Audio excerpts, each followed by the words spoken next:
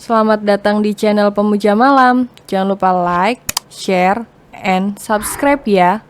Terima kasih. Episode 38. Mencintaimu adalah kebodohan terbesar. Dahi Raffi mengerut. Ia mencoba mengendus, tapi ia tidak menemukan aroma apapun. Selain aroma desinfektan bercampur obat yang begitu menyengat. Nggak ada kok, Pa. Cuma ada kayak bau obat, jawab Raffi apa adanya. Hah, kok bisa? Tapi Papa cium bau yang busuk banget loh. Perut Papa sampai mual. Tapi emang enggak. Belum sempat Raffi menyelesaikan katanya, pintu sudah lebih dulu terbuka. Lalu dari baliknya, muncul Gisela yang sudah tersenyum lebar dengan Asrul di belakangnya. Madava yang melihat kedatangan Gisela mendengus. Ia menahan nafas saat bau busuk justru semakin menguar. Membuat Madava refleks hendak memuntahkan isi perutnya. Ia pun gegas berlari ke kamar mandi dan mengeluarkan isi perutnya. Yang ternyata hanya berupa cairan keruh kekuningan. Perutnya semakin seperti diaduk, ia pun mengambil tisu beberapa lembar. Dan menutup lubang hidungnya untuk menghalau aroma busuk, yang begitu menyengat rongga hidungnya itu. Mau apa lagi kau kemari? Kau bisa lihat, kan kalau Raffi tidak nyaman dengan keberadaanmu. Sergah Madava saat melihat Gisela memaksakan diri agar Raffi mau lebih dekat dengannya. Kenapa kau bicara begitu? Dava, kau jangan lupa. Aku ibu kandung Raffi, jadi wajar kalau aku ingin ia bisa dekat denganku, balas Gisela nyalang. Anak yang kau buang, itu maksudmu? Sarkas Madava membuat mata Gisela terbelalak, sedangkan Asrul mengerutkan keningnya. Siapa yang buang Raffi? Aku tidak pernah membuang anakku. Ah, apa kini kau lebih mempercayai kata istri pembantumu itu? Aku tidak menyangka kalau seleramu begitu rendah, Dav. Kau bahkan lebih memilih seorang pembantu daripada aku. Kau pun lebih mempercayai katanya. Balas Gisela membuat rahang Madava mengeras. Tutup mulutmu yang busuk itu, Gisela. Kau pikir aku tidak tahu kalau kaulah yang sudah membuang Raffi di depan pintu kosan Ayu? Dasar kau benar ibu yang kejam. Manusia tidak berperasaan. Teganya kau membuang darah dagingmu sendiri demi laki yang lebih kaya. Kau memang manusia brengsek, balas Madava nyalang sambil terus membekap hidungnya. Agar ia tidak kembali mual karena aroma busuk yang begitu menyengat lubang hidungnya. Aku tidak pernah membuang anakku. Asrul, lihat, demi pembantu itu Dava bahkan sampai memfitnahku. Padahal aku sudah menjelaskan berkali-kali kalau perempuan udik itulah yang sudah menculik anakku. Adunya pada Asrul. Dava, aku benar tidak menyangka kalau kau begitu bodoh. Padahal kau sudah lama mengenal Gisela. Bagaimana bisa kau menuduhnya seperti itu? Demi seorang pembantu, kau sampai memfitnah Gisela. Kau benar gila, balas Asrul.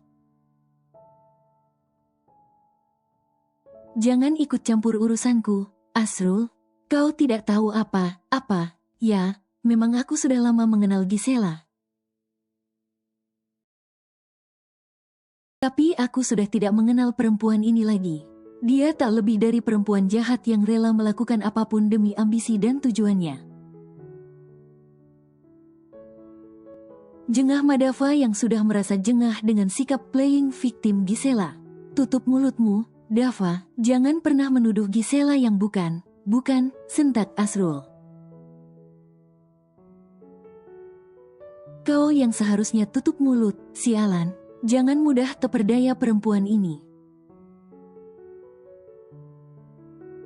Dia bukan Gisela yang kita kenal. Ia tidak lebih dari iblis yang menjelma sebagai manusia. Dava, kenapa kau begitu tega menuduhku seperti itu? Apa karena aku memintamu menikahi aku, kau sampai bersikap demikian? Kau tahu bukan? Aku melakukan itu hanya demi menyelamatkan anak kita, bukan yang lain. Lirih Gisela yang sudah berderai air mata. Sudahlah Sela, untuk apa menangisi laki sialan seperti ini? Sudah aku bilang bukan kalau hanya aku yang tulus mencintaimu baik dulu. Sekarang maupun di masa depan. Dia tak lebih dari pecundang yang abis manis sepah dibuang. Kau tidak pantas bersanding dengan manusia menjijikan seperti dia.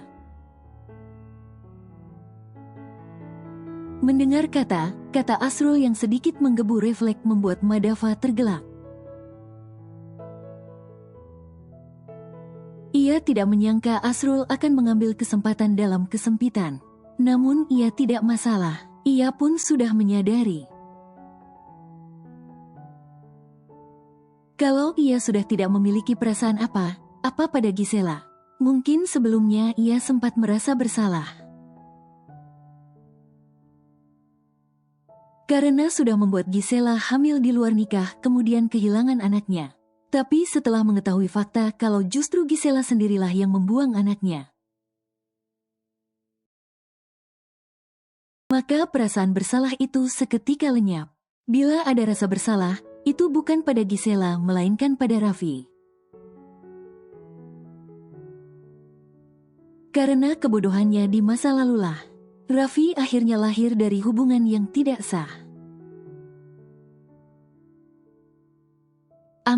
Ambil saja, aku tidak masalah. Toh aku sudah tidak memiliki perasaan apalagi padanya. Ucap Madava tanpa rasa bersalah sedikit pun. Jelas saja Gisela terkejut, ia tidak terima. Ia pun mendorong kursi rodanya mendekati Madava. Madava refleks mundur hingga kakinya membentur lemari nakas di belakangnya. Tiba tisu yang menutupi hidung Madava terjatuh. Bersamaan Gisela yang memegang kaki Madava seraya memasang wajah mengibah. Dav, apa yang kau katakan itu tidak benar, kan? Kau tidak sungguh, kan? Aku yakin kau tidak sungguh. Aku yakin kalau kau masih hu ek.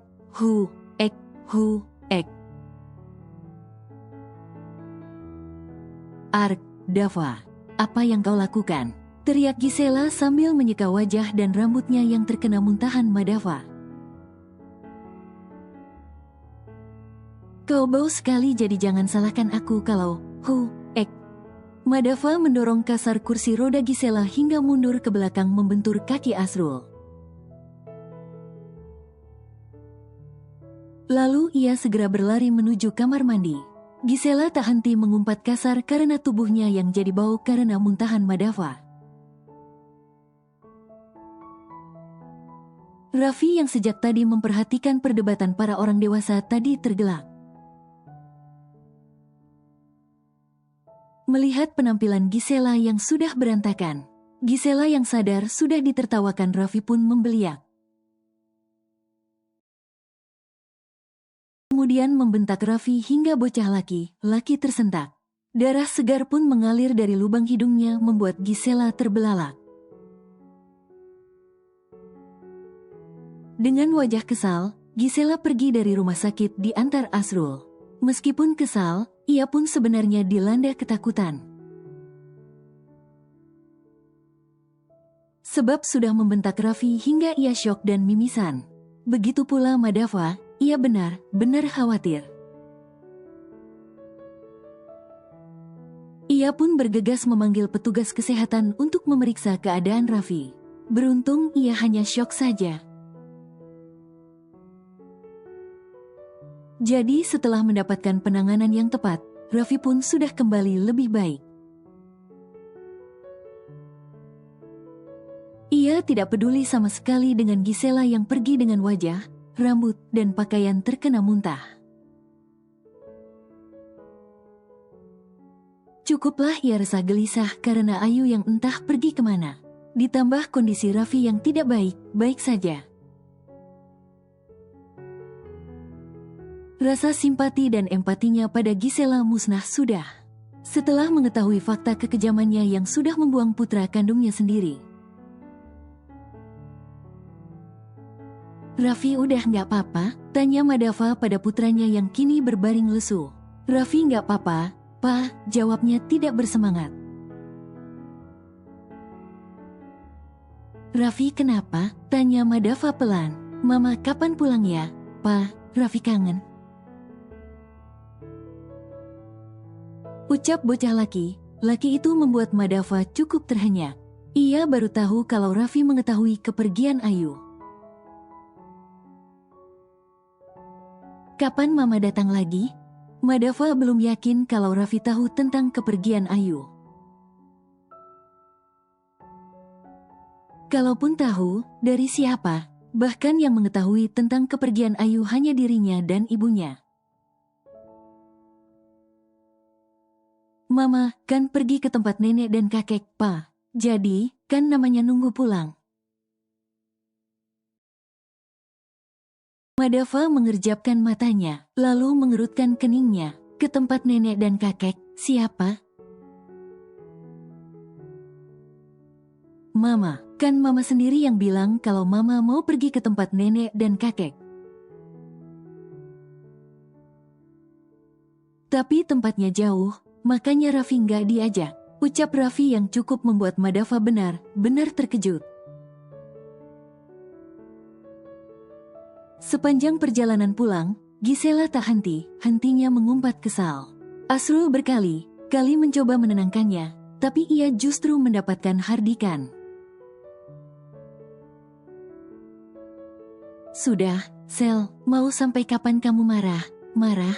Kau sudah dengar sendiri, kan kalau Dava sudah tidak mencintaimu lagi. Sama seperti yang sudah aku katakan. Jadi lebih baik kau berhenti. Tidak ada yang bisa kau harapkan dari Dava. Diam kau, jangan ikut campur urusanku, sentak Gisela kesal. Emosinya meledak-ledak. Ia sangat tidak terima dengan penolakan Madava. Sel, sampai kapan kau seperti ini? Bukankah salahmu sendiri yang meninggalkan Dava, jadi sudahlah. Lupakan semuanya, apa yang kau harapkan dari Dava yang jelas tidak mencintaimu. Kau hanya akan sakit hati, kau tahu itu. Dan jangan bilang ini bukan urusanmu karena apapun yang berhubungan denganmu itu menjadi urusanku. Kau tahu, aku sudah menunggu kepulanganmu selama bertahun-tahun jadi aku takkan melepaskanmu lagi. Kau pasti pernah dengar kalimat ini, kan? Lebih baik dicintai daripada mencintai. Aku tulus mencintaimu sejak dulu jadi. Cinta, hahaha, Asrul, kau pikir kita akan kenyang makan cinta? Kau, mata Gisela memicing. Ia memperhatikan penampilan Asrul dari atas ke bawah dengan tatapan mengejek. Semenjak berhenti bekerja, penampilan Asrul jadi tidak serapi biasanya. Wajahnya pun jadi kurang terawat. Apalagi hingga kini Asrul belum mendapatkan pekerjaan. Sebenarnya bukan belum menemukan pekerjaan, tapi Asrul yang terlalu pemilih sehingga ia tak kunjung menemukan pekerjaan. Baru 1 minggu bekerja, ia memilih resign. Ada juga baru saja melakukan wawancara, kemudian menanyakan gaji. Saat ia mendengar jumlah gaji yang akan ia dapat tidak sesuai, ia memilih mundur. Ia terus membandingkan pekerjaan yang akan diterimanya dengan pekerjaan sebelumnya pun jabatannya. Alhasil, sampai sekarang ia pun belum bekerja. Kau pekerjaan saja tidak punya, pengangguran, tidak seperti Dava yang merupakan kepala cabang. Dan lihat wajahmu itu, apa kau pikir kau itu tampan? Hah, bahkan dibandingkan dengan mantan suamiku sebelumnya saja, kau tidak ada apa-apanya. Apalagi dibandingkan dengan Dava yang sekarang. Ucap Gisela membuat Asrul benar-benar tertohok dengan setiap ucapannya. Rahang Asrul mengeras. Ia tidak pernah mendapatkan hinaan sekejam ini. Asrul lantas menaikkan kecepatan mobilnya. Gisela membeliak lalu memekik, tapi Asrul tidak memedulikannya. Asrul, apa kau gila? Kau ingin bunuh diri? Hah? Kalau kau ingin mati, mati saja sendiri. Tidak perlu mengajakku, sialan. Semakin sakit saja hati Asrul. Ia tidak menyangka. Perempuan yang sejak lama ia cintai ini memiliki mulut yang begitu tajam. Ternyata benar apa kata Madava, lama mengenal belum tentu benar tahu sifat asli seseorang. Buktinya ia baru tahu sifat asli Gisela yang melihat seseorang dari penampilan dan kekayaannya. Asrul, berhenti kataku, berhenti, sialan, raung Gisela. Kau yang tutup mulutmu, jala asteris aku tidak menyangka kalau kau bisa mengeluarkan kata sekeji itu. Pantas saja Dava tidak mau kembali padamu. Sebab ia sudah tahu sifat aslimu yang manipulatif dan playing victim. Aku yakin, apa yang Dava katakan tadi benar. Kau sendirilah yang membuang bayimu lalu kau menuduh Ayu yang menculik. Perempuan manipulatif, menjijikan, balas Asrul tak kalah tajam. Apa kau bilang? Kenapa kau marah?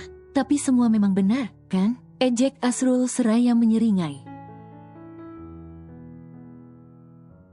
Gisela hendak membalas kata pedas Asrul.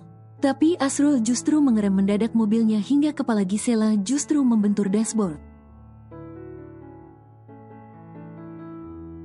Brengsek kau Asrul, seru Gisela dengan dada naik turun.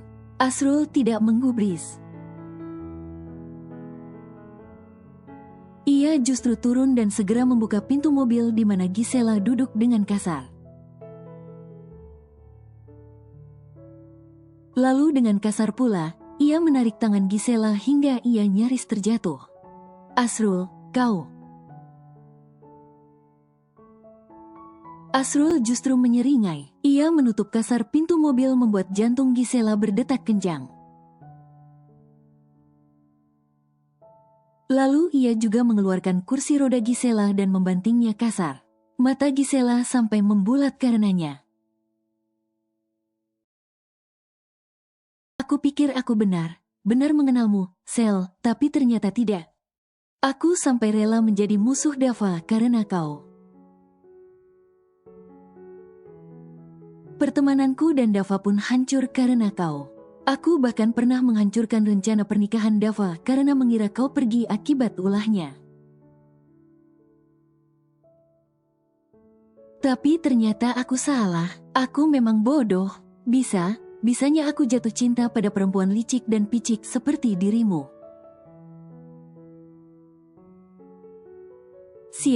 Sia aku menantimu selama ini.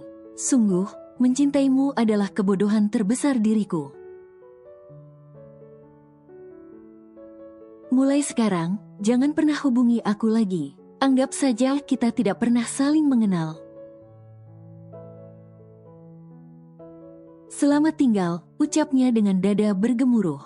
Mata Gisela membulat. Ia tidak menyangka Asrul akan memperlakukannya seperti ini. Yang lebih tidak ia duga, Asrul seakan membuangnya begitu saja. Padahal biasanya Asrul selalu ada untuknya. Ia juga tidak pernah membalas saat ia bersikap sedikit kasar. Ia pikir, tidak masalah memperlakukan Asrul seperti itu. Ia menganggap Asrul bodoh. Cinta membuat Asrul benar bodoh dan mau melakukan apa saja yang Gisela minta. Tapi kini, Asrul justru meninggalkannya begitu saja di basemen apartemen. Ceka, sial, apa yang sudah aku lakukan, umpat Gisela yang baru saja menyadari kesalahannya. Asrul, maafkan aku, Asrul, kembali, Asrul, jangan pergi, maaf atas sikap kasarku tadi, aku benar tidak sengaja. Asrul, sialan, brengsek. Pekik Gisela kesal karena mobil Asrul yang sudah semakin menjauh. Kemudian menghilang dari pandangannya, karena pecah ketuban dan pendarahan yang Via alami. Ia pun akhirnya harus menjalani operasi caesar untuk menyelamatkan diri dan bayinya. Padahal usia kandungan Via belum genap 7 bulan. Tapi ia harus melahirkan secara prematur. Tekanan batin sekaligus kelelahan yang berlebih membuatnya mengalami kontraksi dini hingga mengalami pendarahan dan pecah ketuban. Sungguh keputusan yang sulit, namun ia sudah tidak memiliki jalan lain. Seorang diri, tanpa ada satupun keluarga yang menemani. Via pun akhirnya menjalani serangkaian pemeriksaan sebelum masuk ke ruang operasi.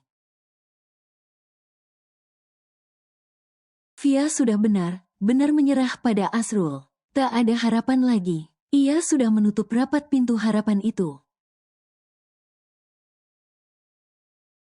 Hatinya terlanjur patah dan hancur berkeping-keping.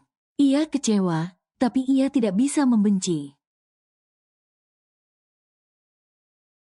Ia mencoba ikhlas dan menganggap apa yang ia alami sebagai karma atas perbuatannya pada orang yang tulus menerima dirinya apa adanya.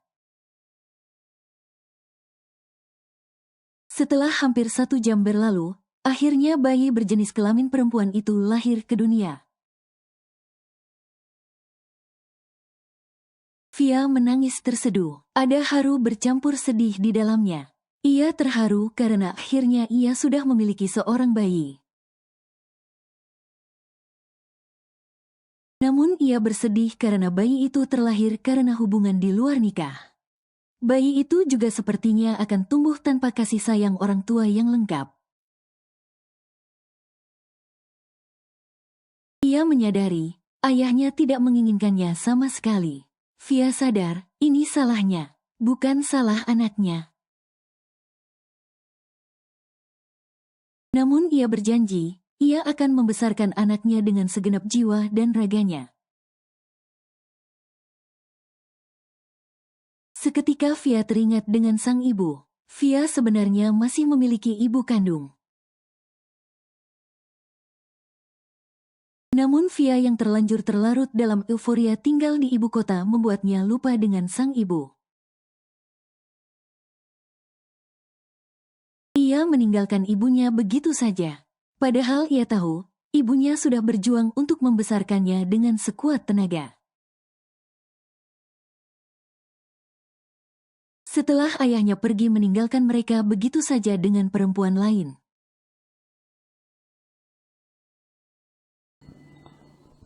bersambung.